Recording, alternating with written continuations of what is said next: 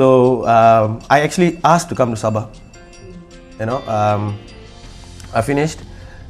They give you 3 choices, and I put everything to Sabah.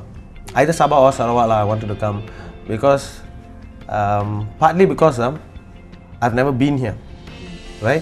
And I've only heard about Sabah and Sarawak, right? And a couple of my friends who have actually been here have told me that this place, one, it's very nice lah itself, as you can see lah. Sabah is a very nice place to live in lah, you know. And another one is because here people actually need you, know. You see? Yeah. And when you, for me lah, the reason I became a doctor also is to do something lah. You know, you have gone through life the way I've gone through, you know, my whole life I've gone through, and you want to do something lah that, you know, it means something lah. Very honestly speaking, I want to say I've done that. It means something to me, you know, before I die. He's a natural motivator. Everyone around him, he cannot stand it if somebody is not doing something right. The one thing that I honestly believe is don't live in mediocrity lah. This was told to me by one of my headmasters lah. Those days in school, no? He came up to the assembly and he told us, mediocrity is a sin. A lot of us live in mediocrity, right? We think, okay, enough, you know, okay, we can get into the race, enough, okay, we are invited for this, enough, you know, we all keep saying enough, okay lah, no need to do today, tomorrow lah, you know.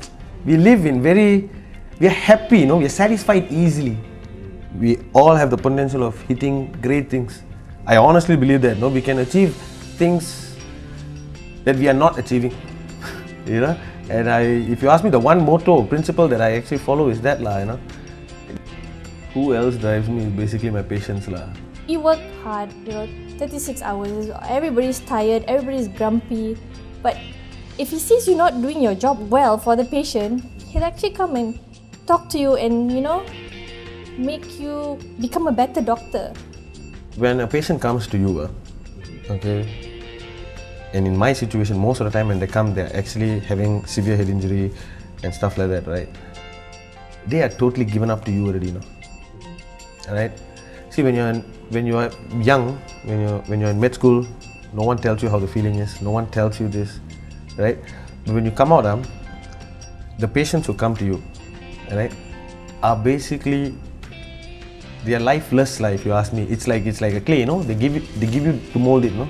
I mean, you're not molding them lah to who they are, but the thing is, they're totally yours, you know. And if you decide to not do a good job, they'll turn out pretty bad lah. If you decide to go on and do all you can, they'll turn out well lah.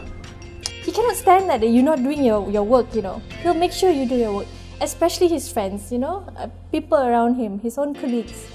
He'll make sure the patient comes first. If at all that, you know, my loved ones or I was involved in something, and just say I was not a doctor, right? I would want my doctor, right, the person who's going to heal me, to try his level best lah. You see, at that point, I'm not very concerned whether he's having a fight with his family or his wife or what, no, because at that point, I want him to give his 100% to me or to whoever I love, right? In much the same way, right? I keep telling myself that lah. Okay, that's actually one big driving force. It makes me want to become a better doctor sometimes. Go the extra mile for a patient like he does, you know. You see, my parents, my dad, I mean, both of them not doctors lah. Okay, none of them in my family are doctors lah. Right? My dad was a simple clerk in the land office in KL. My mom was actually from India. Alright? When she came to Malaysia, she could not speak Malay lah, right? Because she was Indian national, right? Right. But she sat down with me every day, right? Ever since standard 1, right? Me and my sister, right? And she taught us. She actually took time to sit down, learn Malay just to teach me and my sister. You see? So she picked up Malay to teach me. And when you see that, I want to do better. You see? I don't want to put her down. Fine, then you want to study, even if you don't like studying lah. You know, at that point, no one likes lah. Right? You want to study. You know, you want to get the grade. You want to get the number 1 in class just to show her, okay, you didn't waste your time, you know, learning Malay yourself. people see what kind of person he is, People see he's sincere, he's, a very good person. So senior doctors, they work so long in that rat race kind of thing, they don't see anything else, and then he comes along and say, why are you doing that? Why can't you do more for somebody? My parents are the one. They don't like just tell you off. No, do this, no, do that. They actually sit and talk to me, and I think it's very important. So you understand things, okay, and you grow up, and I guess you mature faster like that. One of the biggest challenges is growing up in Sentul. The whole mediocre thing, everybody is like, you see, if you look at Malaysian society in general and the people who's who, nobody actually came from Sentul, no. Nobody actually comes out and say, you know what, I'm from Sentul. Everybody will say, oh, I've been to St. John's, I've been to VI, I've been here, I've been there, I've studied overseas and all that. No one is proud to come and say, you know what, I'm a boy from Sentul. I made it up so big.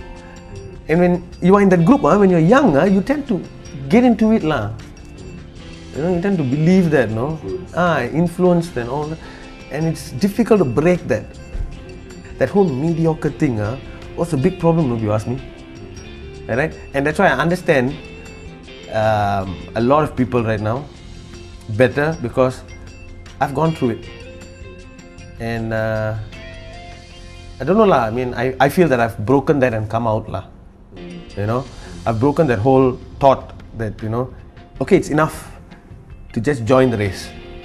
You don't have to win it, People keep telling you that, and I feel, no, you join the race, you at least aim to win, you've already joined it, push yourself as much as you can. You may not always win, Anywhere you go, you may not always win, okay, but you have pushed yourself, okay, at least you have done justice to yourself, you've done justice to God, and you can sleep well at night, For me, having a physical handicap or an emotional handicap is not as big as a problem as having a mental handicap. You see, a lot of people, okay, they turn around and say, I cannot do because my hand is broken because of the accident, I cannot work it anymore, okay. Those are people you can motivate, You can tell them, okay one hand is gone, it's okay.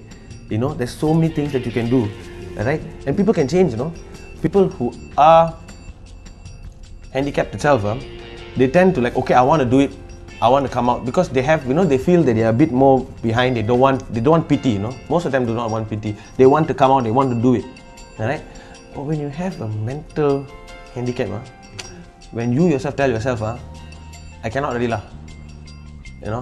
I'm not going to do it I cannot, because I'm not as good as a fleur, or I'm not as good looking as a fleur, I'm not as pretty as a girl, so why go into that beauty contest? I'm not going to lose the 200 pounds. If you have that in yourself, you cannot change, No one can motivate you, because you already have it in yourself. And if you have it when you're young, And that is why I feel that whole mediocre thing, the whole mental handicap has to change.